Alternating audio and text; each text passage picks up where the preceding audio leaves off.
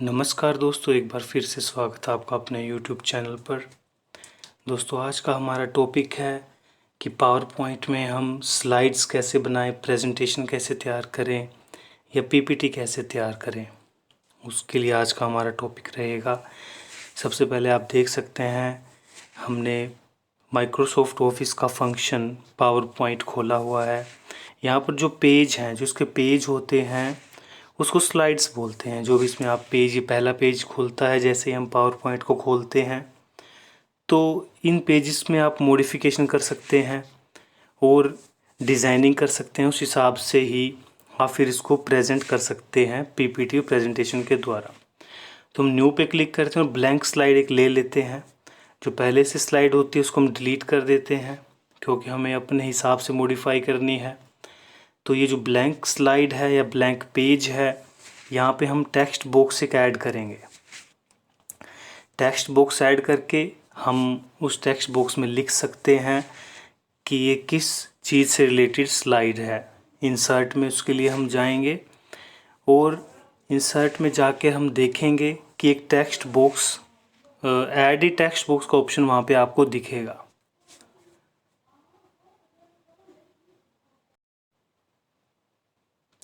Insert में जाएंगे, यहाँ पर ऐड ए टेक्स्ट बॉक्स का ऑप्शन है, यहाँ पे हमने सिलेक्ट कर लिया। और जैसे हम पहले लिख देते हैं, पहली स्लाइड है वेलकम, तो एक और टेक्स्ट बॉक्स लेंगे।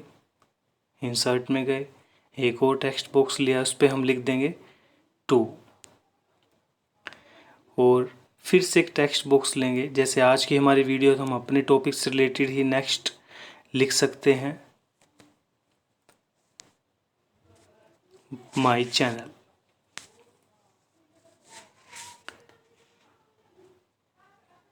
इस तरह से हम इन सब को सिलेक्ट करके इनकी फॉर्मेटिंग भी कर सकते हैं। कंट्रोल ए से इसको सिलेक्ट करेंगे और वहाँ पर हम इसे, इसका जो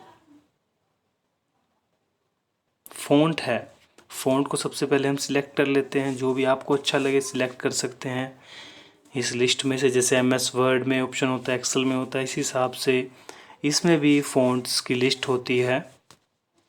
यहाँ से हम कोई एक फ़ॉन्ट सिलेक्ट कर लेंगे।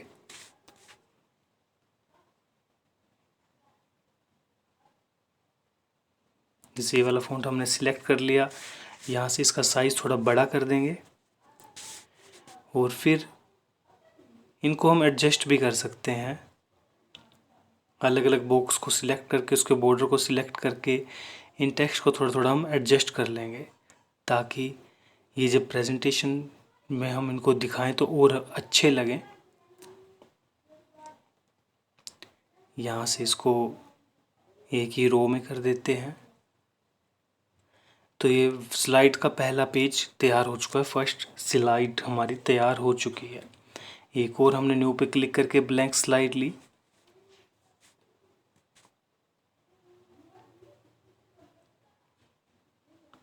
और फिर से टेक्स्ट बॉक्स में गए, यहाँ पर हम मेन टॉपिक लिखेंगे जो भी हमने प्रेजेंटेशन का लिखना है।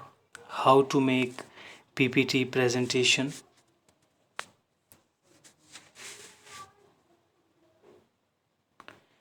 और इसको भी हम सिलेक्ट करके बोल्ड, कंट्रोल ए से सिलेक्ट करके बोल्ड कर देंगे और इसको भी हम बड़ा बना देते हैं। प्रेजेंटेशन में इसका जो साइज है वो बड़ा कर देते हैं। इसके बाद हम एक और ब्लैंक स्लाइड लेंगे, इसको थोड़ा और बड़ा कर देते हैं। नेक्स्ट स्लाइड में हम इसके नेक्स्ट पॉइंट लिखेंगे।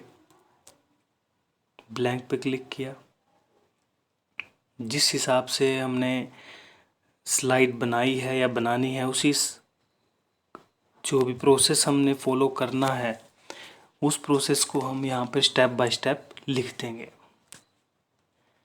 पहला स्टेप है, जैसे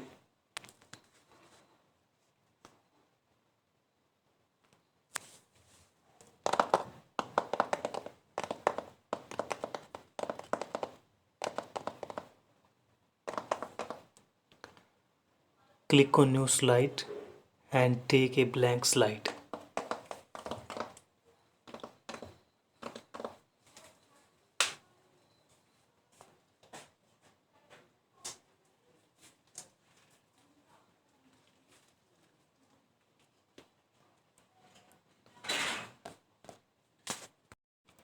After that, go to the insert option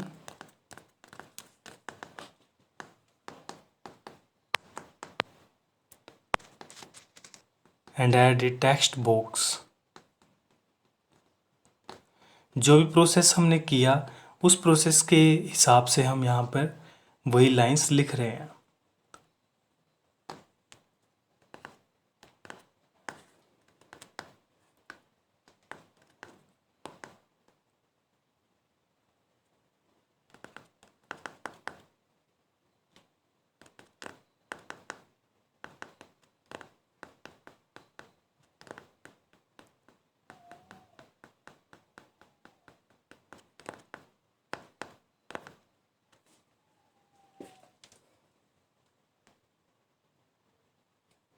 पहला पेज बनाने के बाद हमने दूसरी स्लाइड बनानी है, तो वो वाला पॉइंट हमने यहाँ पर लिख दिया। इस तरह से जो भी आपका मैटर रहेगा उस मैटर को आप स्लाइड्स में लिख सकते हैं। जिस भी मैटर से रिलेटेड आप स्लाइड बना रहे हैं उसका प्रोसेस आप लिख सकते हैं। जैसे कोई भी क्विज आपको तैयार करनी हो, मल्टीपल क्वेश्चंस उसमें डालने हो, या किसी कंपनी की प्रेजेंटेशन तैयार करनी हो, तो उस कंपनी के कुछ भी पॉइंट्स आप दिखाना चाहते हैं, इस तरह से आप उसमें 1 बाय 1 एक एक पॉइंट ऐड कर सकते हैं।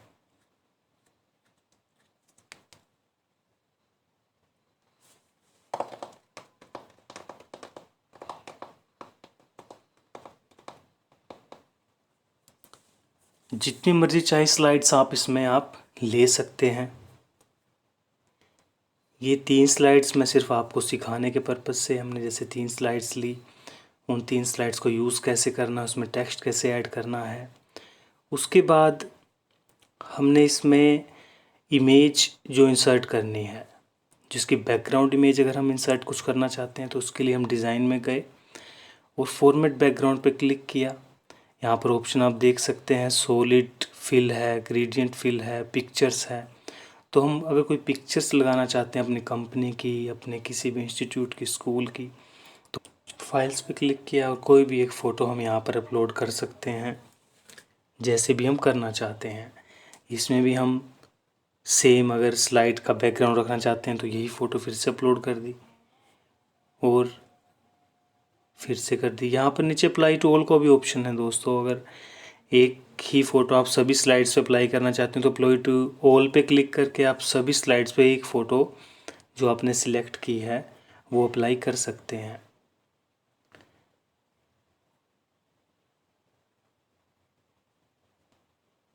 उसके बाद दोस्तों हम इसको सेव कर लेते हैं। जैसे वर्ड की फ़ाइल को हम सेव करते हैं, एक्सेल की फ़ाइल को हम सेव करते हैं, उसी तरह से इस फाइल को भी हम सेव कर सकते हैं। फिर दोस्तों हम चलते हैं एनिमेशन पे। स्लाइड को सिलेक्ट करके कंट्रोल ए करके इसका जो एनिमेशन का सिलेक्ट किया और एनिमेशन को हम सिलेक्ट लगा सकते हैं इसमें। जैसे जो भी टेक्स्ट है वो कैसे दिखे, ये देखिए यहाँ पे काफ़ी सारे एनिमेशंस हैं। ये देखिए जैसे ये वाला एनिमेशन अगर हम सिलेक्ट करें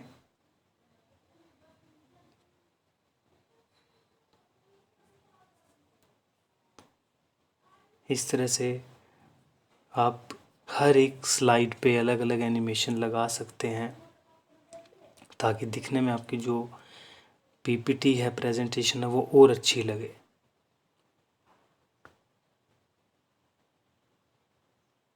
ये कुछ मोर एनिमेशन है एंट्रेंस इफ़ेक्ट के लिए, आप सिलेक्ट करके उनको लगा सकते हैं। तीसरी स्लाइड पर भी ऐसे ही आप एनिमेशन लगा सकते हैं। मोर एंट्रेंस इफ़ेक्ट्स पे जाकर कोई भी इसमें से आप जो भी आपको अच्छा लगे वो सिलेक्ट करके आप एनिमेशन लगा सकते हैं।